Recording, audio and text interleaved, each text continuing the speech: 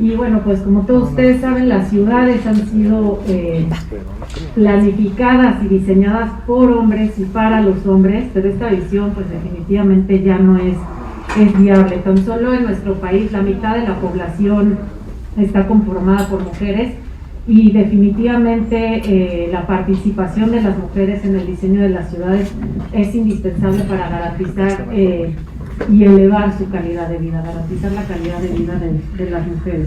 La perspectiva de género sin duda alguna debe ser integrada en la planificación, en el desarrollo urbano, para precisamente poder acortar esta brecha de diferencias entre personas. Claro, muchísimas gracias y buen día a todas y todos.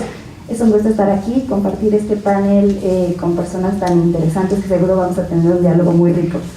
Yo les quería contar que desde el ámbito de ONU Habitat, en donde hoy me encuentro colaborando, pues nosotros tenemos un mandato muy claro, seguramente ya lo conocen, ya saben que ONU Habitat es la agencia especializada de las Naciones Unidas que se enfoca en el acompañamiento a los distintos sectores sociales, gobiernos, etcétera, para construir mejores ciudades, para gestionar mejor las ciudades y pues sobre todo en esta característica de que vivimos en un mundo que se está urbanizando y que en los próximos años continuará esta tendencia de la urbanización de forma muy evidente.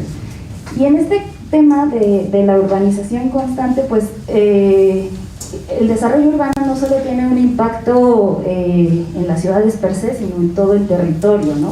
Por la necesidad de atención de recursos, el uso del suelo, etc. Y desde ONU Habitat promovemos este enfoque de planeación que tiene que ver con que diseñemos, gestionemos, planifiquemos las ciudades y sus territorios desde un enfoque que permita no dejar a nadie ni a ningún lugar atrás. Y reconocemos mucho que existe una deuda muy grande y históricamente, como mencionaban en la introducción, con las mujeres, con más del 50% de la población, que no se ha incluido de forma integrada en los procesos de planificación y en la toma de decisiones, por supuesto.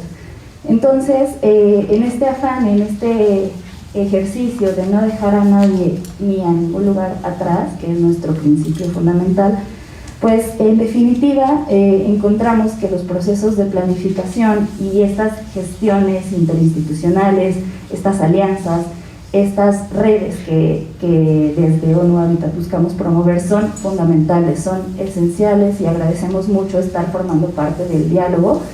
Y sí, encontramos que existen dos caras a grandes rasgos de estos retos. La primera cara tiene que ver con la falta de la inclusión de las mujeres en la toma de decisiones para el desarrollo que justamente, como se mencionaba hace un momento, pues han sido los hombres los involucrados en los procesos de planeación.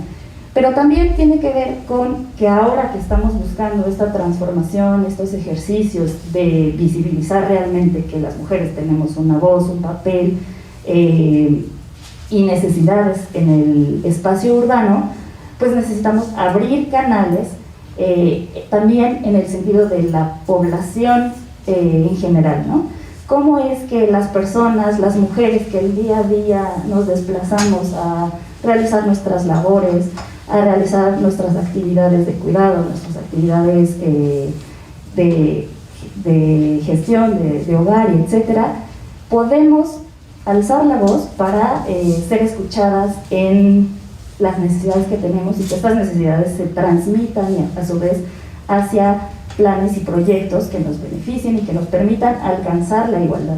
Nosotros sabemos que este reto de alcanzar la igualdad se ve modelado en gran medida por los roles de género que se han asociado históricamente a hombres y mujeres, y entonces este proceso no se trata solo de atender las necesidades que derivan de esos roles de género, sino romper per se esos roles de género. Para nosotros es muy importante y creemos que las ciudades, la forma en que se configura el territorio, en definitiva ayudan, contribuyen o incluso pueden afectar o acrecentar estas brechas que actualmente existen.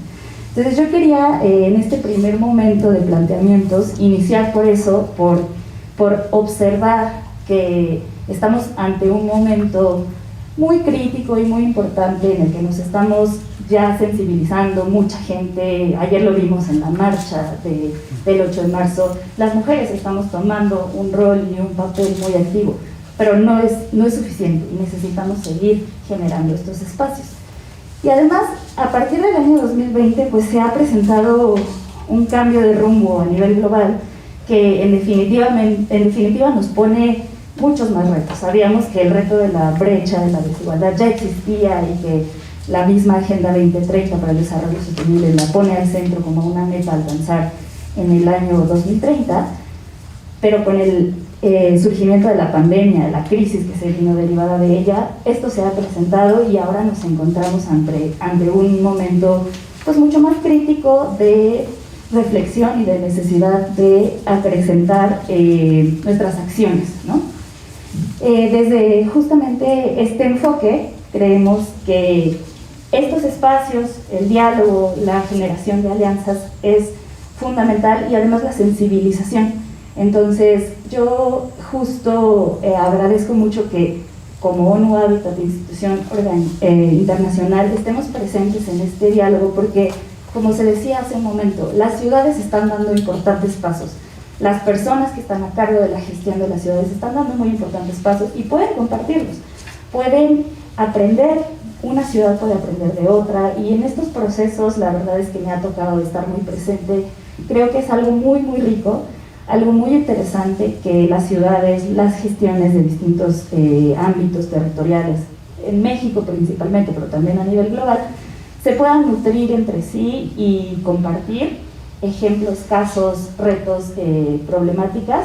Creemos que es uno de los primeros pasos que podemos ir dando y pues sobre eso ir construyendo.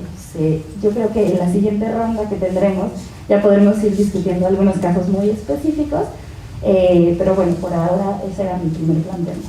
Buenos días, muchas gracias procuradora Boy, subprocuradora Quiñones por la invitación. Estoy muy honrado, muy contento de estar aquí, pero voy a empezar justo respondiendo a la invitación de Lidia de poner la subjetividad por delante. Yo dudé mucho de aceptar esta invitación, porque he llegado a pensar que en estos días y en estos eventos los hombres deberíamos quedarnos callados y escuchar. Acepté porque me honra mucho, a lo mejor me gana la tentación, pero quiero compartir con ustedes lo que significa ser un varón de mi generación en el tema de las mujeres. Como venimos de los 60s, nos compramos esta idea arrogante de que nosotros éramos los jóvenes y íbamos a ser jóvenes para siempre, y nosotros éramos la vanguardia, y como acompañamos el movimiento feminista, creíamos que lo sabíamos todo. De unos años para acá, no sé si 10, un poco menos, nos ha estallado en la cara una nueva realidad con la que no contábamos, y estamos tratando de entender de qué se trata esta cosa. No es nada más un problema de comprensión, sino un conjunto de interpretaciones morales que nos hablan sobre nuestra responsabilidad como generación.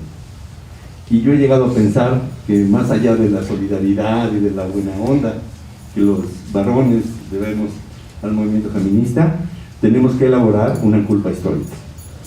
Igual que la sociedad alemana tuvo que enfrentarse en la posguerra con el hecho de que había una responsabilidad difusa, compartida, difícil de entender, que no había sido solo Hitler, sino que había que hacerse cargo de cosas que pasaron. Nosotros como hombres de 60 años o por ahí, tenemos que hacernos cargo de todas las cosas que toleramos, que no denunciamos, y que evidentemente va desde lo más personal de la experiencia individual que uno puede haber tenido, hasta algo más difuso, que es algo colectivo.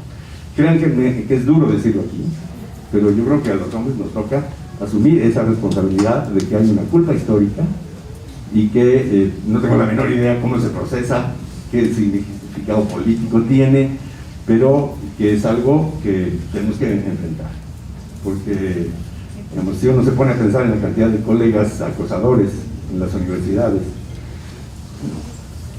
sí hay una responsabilidad política, ¿no? Más allá de que fulanito lo podamos quemar en leña verde en este momento, hay todo eso, ¿no? Bueno, entonces, por todas esas razones me cuesta trabajo,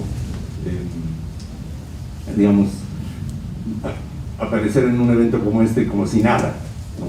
Pero voy a hacer el esfuerzo por, vamos, aportar algunas líneas de lo que yo pienso que es una reflexión de inclusión de las mujeres en el tema urbano. Y cuesta trabajo porque necesitamos un balance entre tres miradas. Una mirada puesta sobre las vulnerabilidades, documentarlas, denunciarlas, pesarlas, medirlas, ver cómo evolucionan. Una mirada celebratoria de los avances que ha tenido la mujer, y siempre hay un momento de celebración, y quiero también tomar la oportunidad de poder expresarlo, a lo mejor en la segunda parte de mi intervención. Y también una mirada de retos, de preguntas que el feminismo tiene que responder, que no tengo claro si es una cosa de que tenemos que hacer juntos o es cosa de mujeres. Eso tiene que quedar abierto y es uno de los temas apasionantes de esto. Pero para empezar con el tema de la vulnerabilidad, yo creo que hay una agenda que hay que ir poniendo en blanco y negro de cuáles son los temas que hoy en México tienen que movilizarnos. Primero, ¿es solo el espacio público? Los temas de seguridad en el espacio público, de transporte, ya han sido mencionados, son prioritarios, hay que entrarles, pero también está el mundo de lo privado. Y en el feminismo hay un debate de si el abandono del mundo de lo privado es la única opción política. Anda por ahí una iniciativa de reforma constitucional para cambiar el fraseo del derecho a la vivienda en la Constitución. Es una vergüenza que el derecho a la vivienda, el titular del derecho a la vivienda sea la familia. ¿Y por qué la vivienda digna y decorosa? ¿Qué quiere decir el decoro dentro de la vivienda? ¿No? Entonces hay una iniciativa muy interesante de una senadora y un senador que yo creo que tiene que ser discutida. A lo mejor no tiene efectos prácticos, pero tiene una importancia simbólica muy importante. La cantidad de hogares donde mujeres son las responsables, o son solas, o son responsables de la economía de la casa, no tiene cabida en esta idea patriarcal y tradicional de la familia. Y eso, por lo menos, como un gesto simbólico, el Congreso de la Unión y el Constituyente Permanente en general tienen que hacerse cargo de eso. Y luego hay un montón de temas jurídicos que son más complicados, pero que hemos estado evadiendo. Y menciono solo uno, la legislación inquilinaria. En 2020 tuvimos la gran derrota de la posibilidad de introducir un par de cositas en el régimen del Código Civil, porque colegios de notarios, desarrolladores inmobiliarios, impusieron su punto de vista de que el régimen inquilinario es un asunto entre particulares y lo que los particulares decidan está bien. Yo creo que hay que meterle mano al régimen inquilinario con una perspectiva de género. Hay temas muy concretos, como que quien pone en el mercado una vivienda en renta tiene que asumir las consecuencias sociales de esa responsabilidad. La relación entre inquilinato y derecho a la vivienda es algo que se tiene que reconocer. Y perdimos la batalla en el 2020, porque los que se oponían a la legislación inquilinaria decían, ¿cómo que ahora el arrendador tiene que hacer el trabajo del gobierno de proporcionar la vivienda? No, una reforma del régimen inquilinario no significa que el propietario le regale su casa al inquilino o a la inquilina. Significa regular la relación inquilinaria tomando en cuenta todas esas elementos. Termino nada más recomendando los textos de la abogada Carla Escoffier, que ha sido una de las mentes más lucidas en ver, en definir y comprender la relación inquilinaria con una nueva mirada, y invitarlos, a poner eso en la agenda. Termino mi tiempo y ya después voy a tener oportunidad de decir algo más. Gracias. Saludo y agradezco además a mis colegas en esta mesa, en este panel, mujeres y hombres que han trabajado en el estudio de las ciudades. Y bueno, yo me quedo con el pensamiento, continúo con el pensamiento un poco del maestro Azuel en el sentido de cuál debe de ser el carácter, cuál debe de ser el proceso, la participación de la mujer en el futuro. Ahorita hemos puesto ya a raíz de la problemática de las ciudades que se ha venido evaluando el tema de las ciudades, cómo ha sido esta más que responsabilidad, cómo hemos venido mejorando una corresponsabilidad necesaria. El derecho a la ciudad, que ya lo comentaron mis compañeros, parte básicamente de dos premisas. ¿Qué podemos hacer? ¿Cómo entendemos desde el punto de vista de hombres y mujeres el territorio? Que la verdad es diferente, ya lo comentaba yo, en el sentido del tema de desplazamientos, en el sentido de cómo desarrollamos nuestras actividades, y creo que esto está puesto muy bien en la agenda internacional desde hace años con el tema de los objetivos de desarrollo sostenible. Ya lo comentaba nuestra compañera de ONU Habitat, Elisa, en el sentido de cómo estamos percibiendo el cambio a futuro. Estos objetivos de desarrollo traen aspectos que tienen que ver mucho con la conformación y la introducción del trabajo de las mujeres. Son 17, pero 14 de ellos tienen que ver con temas territoriales. Hablan de un derecho a una mejor educación, un derecho a la alimentación, un derecho al trabajo, al transporte, y si vamos viendo la dimensión de la mujer en cada uno de ellos, es realmente muy importante entender la mirada del territorio. Nos comentaba también la subsecretaria el tema, la subprocuradora, de cómo los planes y programas tienen que ir cambiando esto. Efectivamente, a nivel internacional tenemos ya ejemplos de ciudades que empiezan a tener su territorio atendiendo a diferentes necesidades. Comentaba yo en mi participación anterior que el crecimiento poblacional va teniendo una diferenciación en los años venideros, es decir, la población adulta mayor va teniendo una calidad o una posibilidad de mayor vida, y son las mujeres quienes se van quedando solas. Ahorita escuchaba yo el tema efectivamente de lo que es el patrimonio. A final de cuentas, probablemente sea la mujer la que se quede con la vivienda en renta habitada hasta el final de sus días. Y qué mejor que esta seguridad en el tema patrimonial nazca de una política pública clara. También en el escenario del trabajo, también el COVID nos dio una verdadera lección de cómo hay una diferencia entre hombres y mujeres en el tema de poder escalar y de poder estar ascendiendo y teniendo posibilidad de un trabajo seguro. Las mujeres pues tuvieron que salir por el tema de los niños en casa, por el tema también del adulto mayor o de la familia, y bueno, no tuvieron las mismas oportunidades que los varones. Esto yo creo que a futuro, con el tema del teletrabajo, con el tema de poder no necesariamente acudir a un centro de trabajo, permitirá esta presencia, pero esto lo tenemos que ir regulando. Esto tiene que ser un proceso en el cual aprendamos de esta ciudad y de otras ciudades cómo el escenario de los planes y programas de desarrollo urbano permitirán esta mixtura.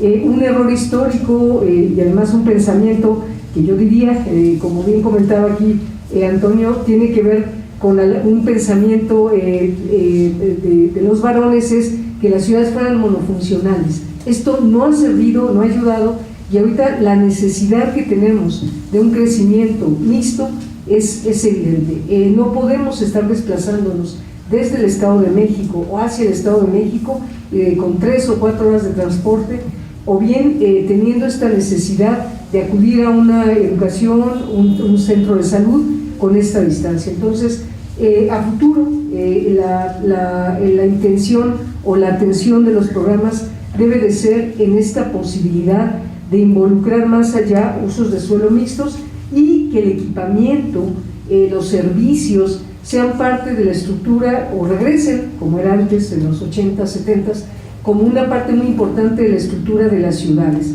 No solamente la vivienda, los corredores, los centros de barrio, los mercados, deberán de ser parte y volverán a ser parte de la estructura fundamental de las ciudades. De tener un desarrollo articulado se permitirá a futuro que los recorridos sean menores por parte de las mujeres, por parte de las niñas, y que haya una posibilidad también de que las actividades denoten menor tiempo, ¿no? Ya hablábamos de una brecha entre el hombre y la mujer, y la ciudad, las ciudades la hacen mayor. Veamos en esta hermosa Ciudad de México cómo desafortunadamente el oriente y el poniente tienen una composición completamente diferente. El llegar, el hacer actividades o el tener un desarrollo no es igual al oriente y al poniente. Ese tema de cómo llevamos los servicios, cómo logramos articular esta parte de la ciudad, tiene que ser una tarea que no solamente tengamos en un manual, sino que logremos concretar. Y yo creo ahorita con varios temas que ya se lograron, un transporte multimodal, un tema también de llevar agua y servicios, permitirán que a futuro esto que está en la Constitución, que la Constitución Política de la Ciudad de México sigue siendo una Constitución de vanguardia, se lleve a los hechos. Entonces, pues creo que dejaría ahorita esta primera intervención, ya profundizaremos más adelante. Pensando en esta primera provocación que lanzas, ¿no? ¿Cómo se incorpora o cómo podemos pensar, ¿no?, el urbanismo con perspectiva de género dentro de un paradigma de la igualdad? En ese sentido hay también, y ahorita, ¿no?, y también lo llevo hacia una preocupación. Pero primero decir que obviamente lo que yo voy a decir, ¿no?, tiene que ver un poco desde la academia y desde que se atraviesa un poco entre los estudios feministas y la teoría urbana, ¿no? Entonces, bueno, primero pensar, ¿no?, que en ese sentido son paradigmas correspondientes el urbanismo con perspectiva de género y la planeación inclusiva, ¿no?, que justamente busca visibilizar a estas sujetas, a estos sujetos, ¿no?, que no han sido incorporados y reconocidos dentro de los paradigmas hegemónicos de planeación, históricamente, por un lado. Por otro, pues justamente, ¿de qué se trata esto? Y una de las principales preocupaciones de quienes, sobre todo pues de las feministas, ¿no?, que estamos aquí buscando ver cómo se están planeando las ciudades, qué se están atendiendo, se están recuperando las voces, cómo se está incorporando, ¿no? Entonces, una de esas primeras preocupaciones es ¿qué es esto de la perspectiva de género? ¿Cómo se incorpora? Y hasta qué punto, ¿no?, se está convirtiendo, o sea, sí se está transversalizando y se está puntualizando, ¿no?, y no se está convirtiendo en un discurso vacío dentro de las instituciones, ¿no?, porque los tiempos, ¿no?, los tiempos políticos exigen que se incorporen distintas perspectivas. Entonces, bueno, en ese sentido creo que sí hay que establecer, ¿no?, precisamente de qué estamos hablando cuando hablamos de perspectiva de género. Por ejemplo, dice Estela Serret, ¿no?, una feminista, por supuesto, es una herramienta metodológica en primera instancia, ¿no?, que permite visibilizar a las mujeres y sus necesidades. Y en segunda, justamente nos permite establecer cuáles son esas desigualdades con respecto a los hombres, ¿no?, que surgen de manera histórica. En otro sentido, también tenemos que pensar, ¿no?, que las ciudades y en general la configuración del espacio moderno nos ha dicho, bueno, y sobre todo del espacio capitalista moderno, que hay un espacio productivo y hay un espacio reproductivo, ¿no?, y por ahí ya lo decían.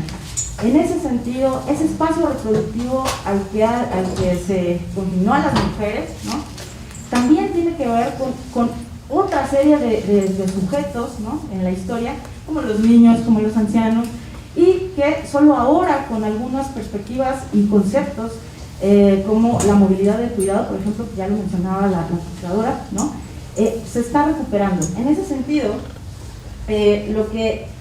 lo que también estamos, o sea, se necesita, ¿no?, establecer es que si incorporamos esta perspectiva de género, estamos también atendiendo a otras sujetas y sujetos invisibilizados históricamente y de los que no se de los que no se recuperaban un montón de cuestiones, ¿no? Bueno, sus necesidades básicamente con respecto a la planeación de la ciudad.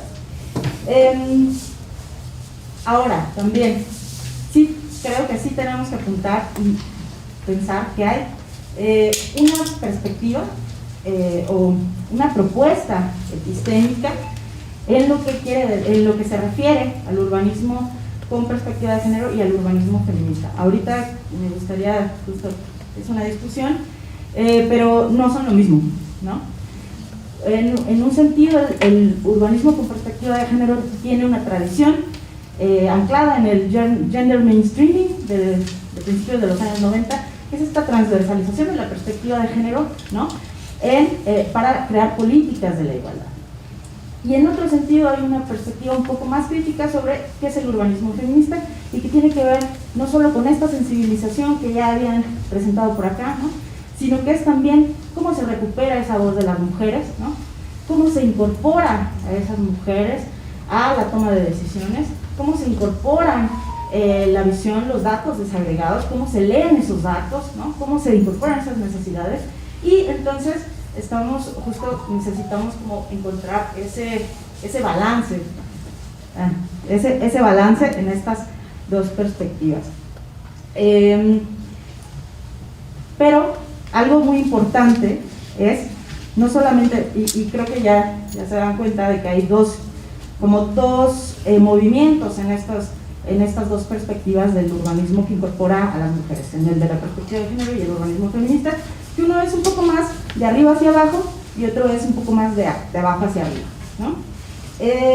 Pero la idea, y por eso me parece que es justamente una apuesta epistemológica y en ese sentido teórico-metodológica, ¿no? Que intenta poner al cuidado, como ya dijeron, y a la vida en el centro. En ese sentido sí es un paradigma, bueno, pues que ya dijeron, estamos pensándolo, estamos poniendo, ahora sí que haciéndonos cargo del presente, ¿no? Como ya también decía el maestro Azuela. Bueno, entonces también creo que hay varias cosas que ya mencionaron el resto del panel que me parecen muy importantes. La primera es esa sensibilización, ¿no? La perspectiva de género requiere de sensibilización y esa transversalización no solamente tiene que ver con este discurso, ¿no? Sino y con estas palabras, ¿no? Y su incorporación en legislaciones y programas, sino también tiene que ver con cómo se sensibiliza a quienes están planeando las ciudades en perspectiva de género, incluidas mujeres, porque como dice Simone de Beauvoir, las mujeres nos hacemos, ¿no? Es decir, necesitamos también sensibilizarnos en temas de género. Eso por un lado, y también por otro, ¿cómo integramos esas voces, ¿no? ¿Cuáles son esas metodologías que se están integrando para recuperar las voces? Sí, ya llevamos muchos años de planeación participativa, pero ¿cómo realmente está siendo equitativa? Equitativa en el sentido de un instrumento para alcanzar la igualdad, ¿no? Eso, y bueno, y por ahí creo que quedará pendiente revisar justo cómo se incorpora, por ejemplo, en la Ley General de Asentamientos Urbanos, Ordenamiento Territorial y Desarrollo Urbano, porque también ya hay propuestas, ¿no? Es como decían, no es que vengamos en blanco, no hay muchas cosas que se están haciendo, pero necesitamos otra vez revisitar desde dónde, ¿no? Y pensar desde dónde lo estamos haciendo, para quién lo estamos haciendo, etcétera. Bueno, nada más.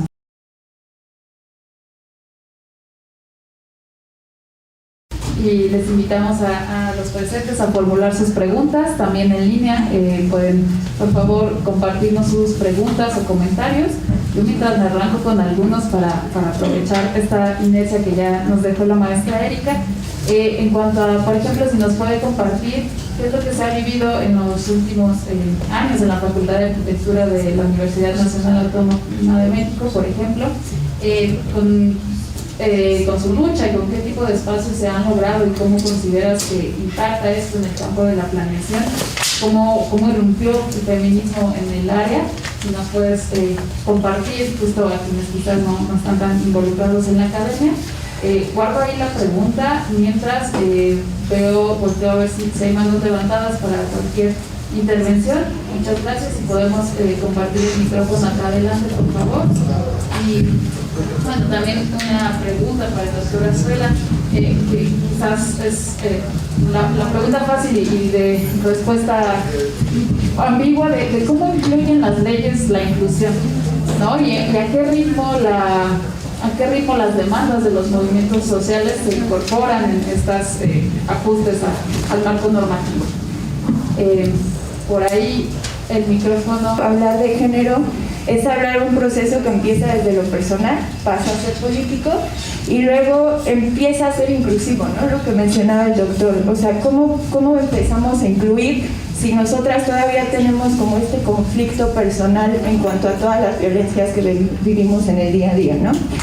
Y en este sentido siento que es un proceso que se está socializando y está sucediendo también en la academia, ¿no? A lo que me refiero es que, o sea, es bien padre escuchar cómo los que estamos aquí presentes traemos un discurso compartido y eso me emociona y es de celebrar tener estos espacios, pero al mismo tiempo me hace pensar lo que comentabas, ¿no? A la hora de la implementación. Creo que hay dos puntos que nos hacen mucha falta empezar a aplicar y uno es la sensibilización de las personas que están aplicando esta parte y el punto dos, la vinculación de las personas, ¿no? O sea, ya tenemos un buen discurso, ya está establecido en el plan de desarrollo, pero ¿qué está sucediendo? Si las personas que lo están aplicando no cuentan con esta sensibilización, ahí hay un punto de ruptura que creo que es el principal reto al que tenemos que poner atención. Más que nada pensando como desde metodologías de diseño, me refiero. Creo que esas cosas puede haber una forma de gestionarse, de llevar,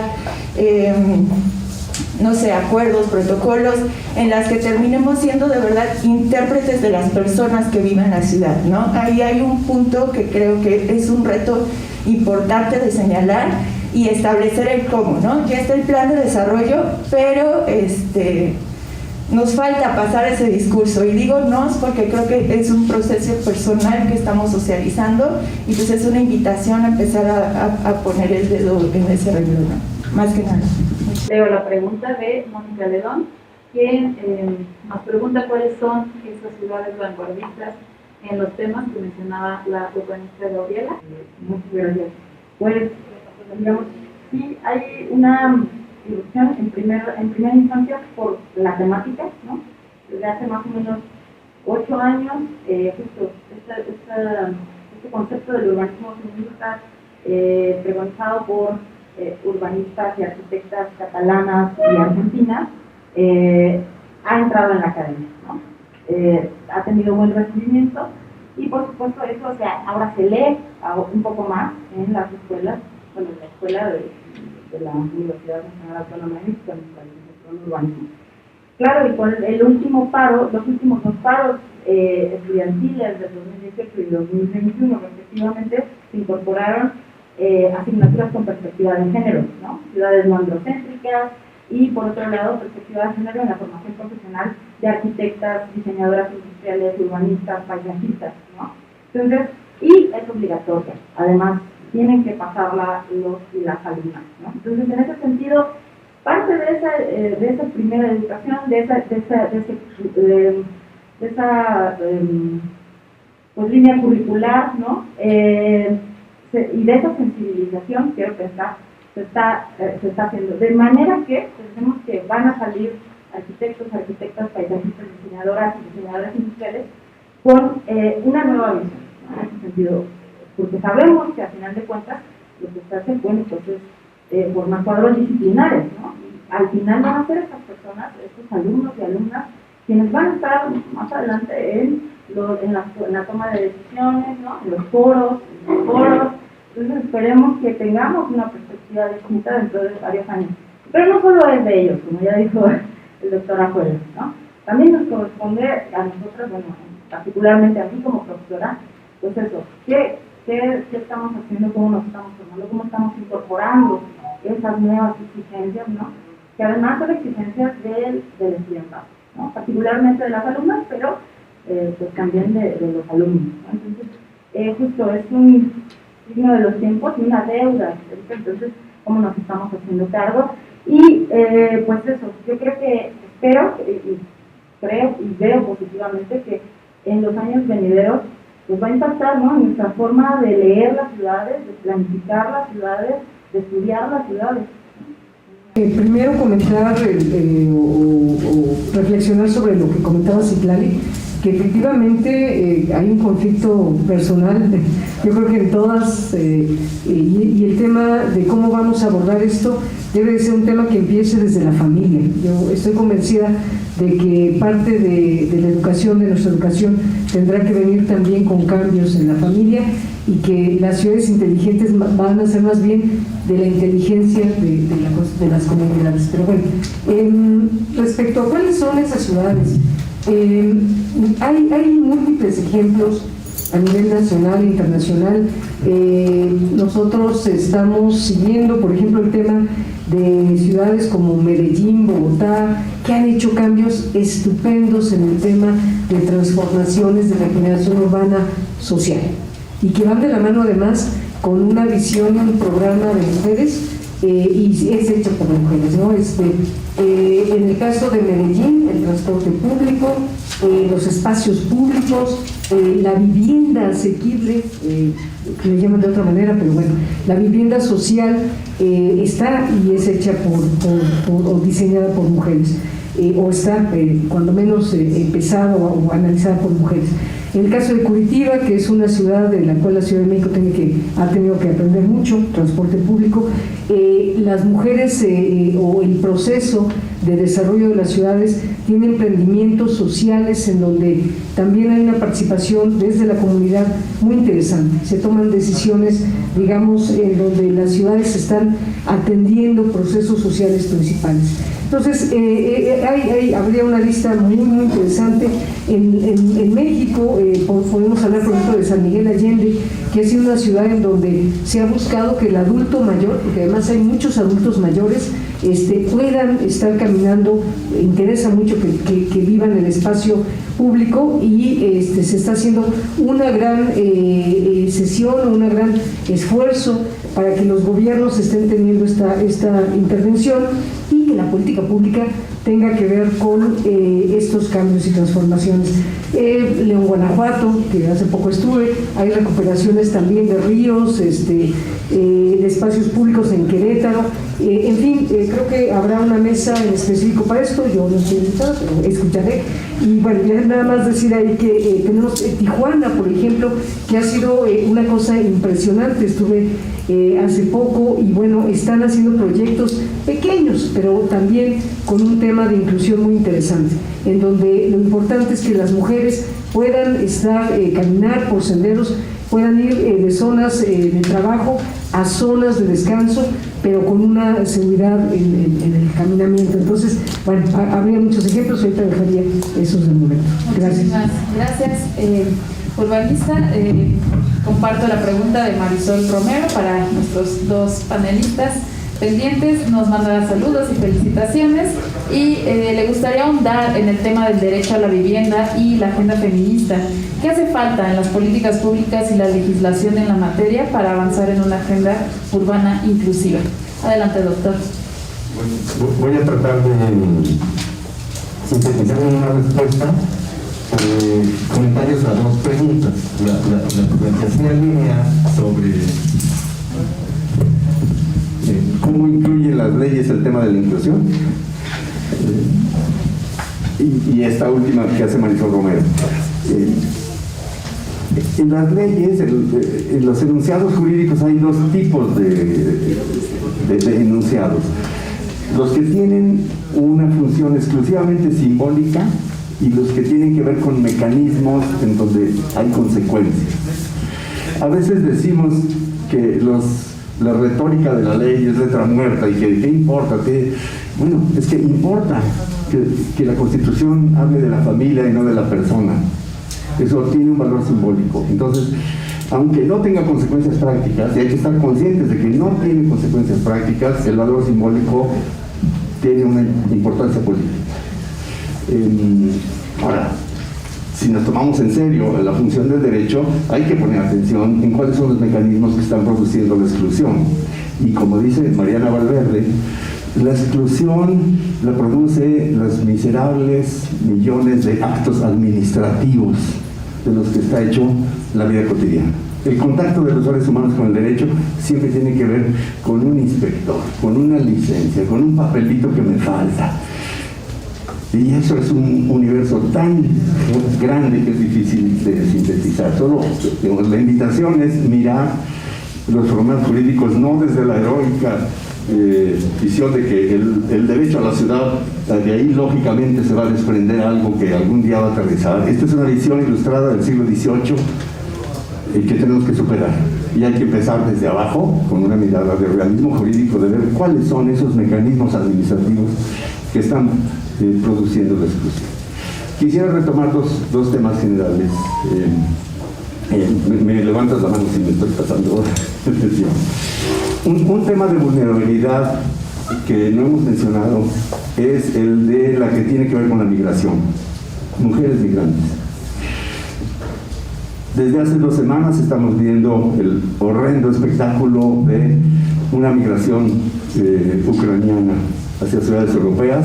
Son mujeres, muchas de ellas con niños, que tienen que abrirse paso en una ciudad en donde no hablan la lengua y en donde tanto lo público como lo privado, conseguir donde vivir, hacerse un lugar en la ciudad, va a ser el tema de los próximos años en Europa. Pero no solo en Europa, es un tema universal. Tenemos que pensar cómo las mujeres se abren paso en ambientes urbanos hostiles. Y bueno, ese es... a veces surge el comentario, bueno, pero hay redes sociales, los migrantes siempre llegan a donde llegan porque hay un tío, porque... Bueno, en el caso de las mujeres, esas redes sociales, cuando las hay, suelen ser el espacio de la depredación, ¿no? Entonces, creo que es la forma de vulnerabilidad más generalizada, extrema, y que tenemos que mirar, en donde el público y lo privado aparecen en el conjunto de la experiencia. Y lo último es, no me resisto la tentación de mencionar lo que creo que es un reto para el feminismo en el urbanismo, que es colaborar con el problema más grave que enfrenta hoy el urbanismo y los estudios urbanos, por lo menos en nuestro país, que es su aislamiento respecto de la idea general sobre qué clase de futuro queremos. Todos los que nos dedicamos a temas urbanos celebramos las ciudades. Bueno, hay que reconocer que estamos muy solos en eso. La oposición al Tren Maya es una oposición a la urbanización. Los que nos dicen, quienes se oponen al Tren Maya, más allá de jaguares y árboles, es que va a haber otro Cancún. Y nosotros decimos, no, es que hay una urbanización distinta que es posible. Esa batalla ideológica la estamos perdiendo. Los urbanistas no estamos siendo capaces de ofrecer una imagen celebratoria del futuro urbano. Y bueno, yo creo que es uno de los retos del feminismo, del urbanismo feminista, ¿no? ¿Qué puede agregar la mirada feminista a una batalla que estamos perdiendo? Y que es este gusto que tenemos por las ciudades, y en el caso de las mujeres, como espacios de libertad, no nada más como espacios de opresión. Muchísimas gracias, doctor. Por favor, arquitecta. Pues muchas gracias. Muy interesantes los planteamientos y las preguntas que nos han hecho. Y bueno, yo en este cierre, en esta segunda ronda, quería ahondar en 3 puntos principales, que es uno, el que nos comentaba Citlali sobre, y que también creo que se conecta con un tema de subjetividad que hablábamos al principio. ¿Cómo estamos evaluando si realmente todas estas reflexiones, discusiones, análisis, se están viendo reflejados en los instrumentos o en los planes, en los proyectos, y que de verdad estén teniendo un impacto en la vida de las mujeres y de las personas que habitamos en las ciudades? Creo que aquí, exacto, o sea, es Una cosa que se ha logrado mucho a lo largo de los últimos años es el tema de poder hablar, dialogar, poner sobre la mesa las perspectivas de las mujeres, sus necesidades y demás, pero de ahí a que eso realmente se esté trasladando a instrumentos eficientes y a transformar muy efectivamente su calidad de vida, tenemos que evaluarlo, ¿no? Y es un elemento muy importante que creemos que siempre tenemos que ser críticos, analíticos y que deberemos de tener presente en todo momento, y ahí pues sí invitar mucho a la reflexión y a la generación de datos y de evidencia todo el tiempo. Y también en este sentido que creo que se conecta mucho el tema de la sensibilización entre las comunidades que nos dedicamos a esto, los urbanistas, planificadores, arquitectos, y que afortunadamente, como decía Erika, se está generando un cambio en la forma en que nos estamos formando y demás, pero que también existe esta brecha o distanciamiento en cierto sentido con la población en general, y cómo estamos transmitiendo el mensaje de que el territorio importa y que el territorio es esencial. Planificarlo bien, planificarlo desde estos enfoques para que nuestra calidad de vida mejore. Ese mensaje también creemos que a veces ha sido difícil de transmitir y también es muy subjetivo la forma en que se entiende. Vienen detrás muchísimos elementos en los cuales nuestra cultura, nuestra percepción, distintas cuestiones históricas también nos modelan, y entonces es un diálogo que no se debe de agotar, que debemos de seguir tomando y generando para que toda la población seamos conscientes de estos dos aspectos y de muchos más, pero de cómo el género, cómo las relaciones de género también se conectan con el territorio y cómo vivimos las ciudades y cómo esto modela, ¿no?, nuestra vida, nuestra calidad de vida, de acceder a oportunidades, servicios, la posibilidad de ser plenos y plenas en nuestro desarrollo. Y entonces, pues sí, finalmente yo quería mencionar que esta parte de tener evidencia, de tener siempre datos, de tener siempre un análisis muy crítico de lo que estamos haciendo, lo que está sucediendo, cómo lo estamos transformando, es esencial, y que invitar, sí, a registrarlo, a tenerlo siempre presente, a tenerlo siempre a la mano para que todos y todas podamos saber qué nos está funcionando y qué no, ¿no? En esos casos, como los casos de las ciudades exitosas que mencionábamos, algunas cosas eran exitosas, pero otras seguramente tendrán elementos de mejora. Y además, cada territorio, cada ciudad, cada espacio dentro de una propia ciudad, además, es distinto, y sus realidades no pueden replicar lo que se esté sucediendo en otros contextos, sino que debemos de realmente interiorizarlo y tener un trabajo muy local, muy directo, muy cercano a las personas para poder hacer estos cambios. Entonces, bueno, pues de mi lado ese sería como un análisis general. Muchas gracias, arquitecta. Pues con esto entonces cerramos nuestra mesa. Yo les agradezco mucho a las personas panelistas muy queridas, muy admiradas, y agradezco en particular a quienes hicieron posible este foro.